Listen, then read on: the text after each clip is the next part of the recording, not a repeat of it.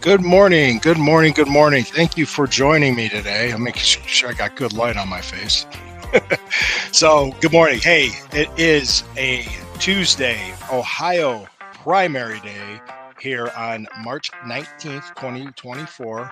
It is 8:30 in the morning, and I am going live with each and every one of you for Burning River Browns Talk. I am Lou Marconi at L Marconi251 on Instagram, at L Marconi 1973 on X. I always say Twitter. I keep saying Twitter, but it's actually X. So thank you, Elon Musk. Appreciate that. So hey, this episode today, things have kind of slowed down a little bit for the Browns. Like there's a hiring frenzy. There's a you know a free agent frenzy and all this other stuff that's happening. So the team has changed, and there's changes and there's things to talk about. But I thought today I was going to go back what was yesterday, and I wrote an article about it. I'm going to tie this episode into that article. It's been exactly 2 years since Deshaun Watson trade happened. So I want to be able to talk to you guys about that and kind of do a little self reflection on where we're at now as an organization and a team and what needs to be done going forward. But before I do that, I'm going to have to pause for our sponsors.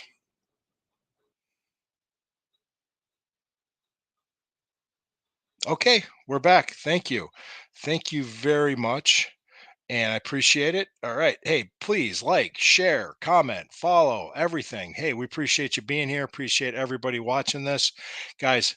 It's a great ride. It's a great time. So 2 years ago, as of yesterday, on March 18th, 2022, the news broke that the Cleveland Browns traded for quarterback Deshaun Watson. And I remember all the speculation going into it and everything that was happening. So let's just take a quick look back on this and how we got here. Let's start first with, hey, there was three other teams in the running for him. It was the Cleveland Browns, the New Orleans Saints, the Carolina Panthers, and the Atlanta Falcons. One, we were the only cold weather team. Two, we were one of two outdoor weather teams to offer his services. And three, we're the only team in the North that was going to do it. Carolina played, obviously. He was closer to Clemson. He might have wanted to go closer to where he was there. Atlanta um, plays in a dome and they play in the South. And of course, the Saints, the same thing. So he's more of a Southern guy. And believe he grew up in Georgia, if I'm not mistaken. And he went to Clemson as played quarterback there. Yes, that all factored in, and it was rumored at one time that the Cleveland Browns were eliminated. But what the Browns did was they actually flew down, they sat with him, and Kevin Stefanski talked X's and O's and football and offensive concepts, and they got the deal done. Now, the trade package that was there, I believe I said it was a 2022, 2023, and 2024 first round pick. So this is the last year of that. And we also sent three other picks as well, later rounds, if I'm not mistaken. Let me just double check on that. And from what we sent them, I believe we got a fourth round pick with Deshaun Watson. We sent them a 2022 fourth round pick, a 2023 third round pick, and a 2024 fourth round pick. The Browns received Deshaun Watson and a 2024 fourth round pick. So, yeah, you could definitely say that the Houston Texans did commit highway robbery. They they demanded and got the king's ransom for trading their franchise quarterback, and they were able to draft C.J. Stroud. Uh, the big scrutiny of a lot of this at the time was the suspension, the looming suspension at the time, the legal troubles that he had, even though he wasn't charged with anything criminally. The PR was just a hard sell for a lot of people. Time has passed, and I think if you're successful on the field and you don't continue to act in that way, fans have a tendency to forgive for that. There's other evidence that came out too that many of these women were willing, but not all of them were. I think the one that's still her pending suit wasn't as willing as other ones. There's details that I'm really not privy to, so I don't want to get too much into the weeds on that. But he has one pending civil case. All the other ones were settled, and he's just going to have to deal with that. There was a rumor that I heard over the weekend that he might get suspended again after a deposition. That's not true. He served his 12 games in 2022. That's it.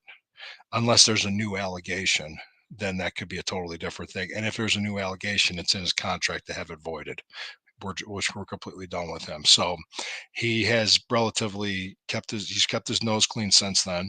I would say that. I would also say, as of now, who won the trade, and me being a Browns beat reporter and a lifetime Browns fan, as of today, March 19th, 2023, 2024, excuse me, the Houston Texans won the trade.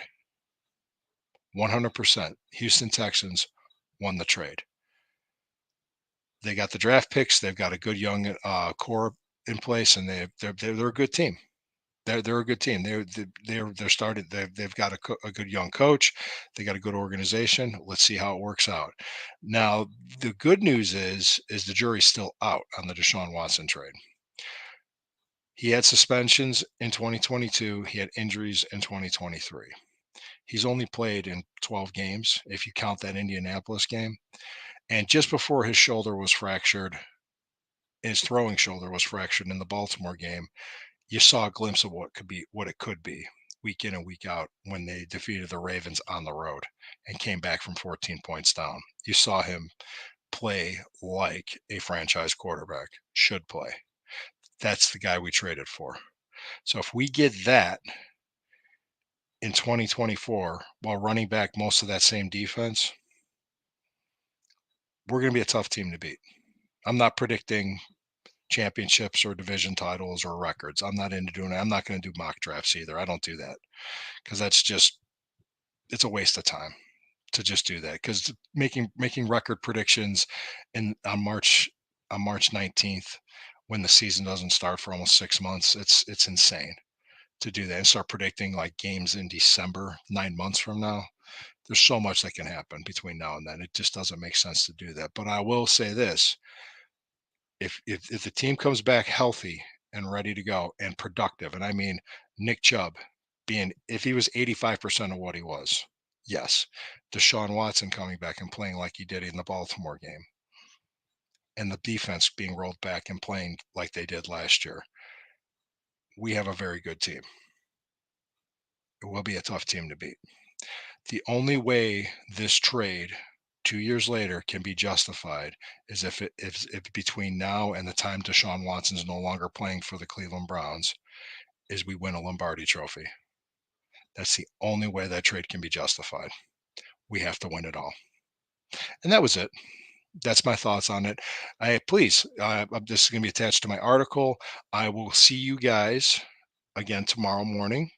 And if you live in Ohio, don't forget to go out and vote. And I appreciate each and every one of you. Appreciate your time. And like I said, as always, don't ever forget this: that when the river when the river burns, it always burns brown and orange. Oh, by the way, too, guys, please always take a moment to be there. Take a moment to vote. Take a moment to do your civic duty. Go out and vote if you live in Ohio today, and please take the time to do that. Inform yourself on the issues. All right. Thank you.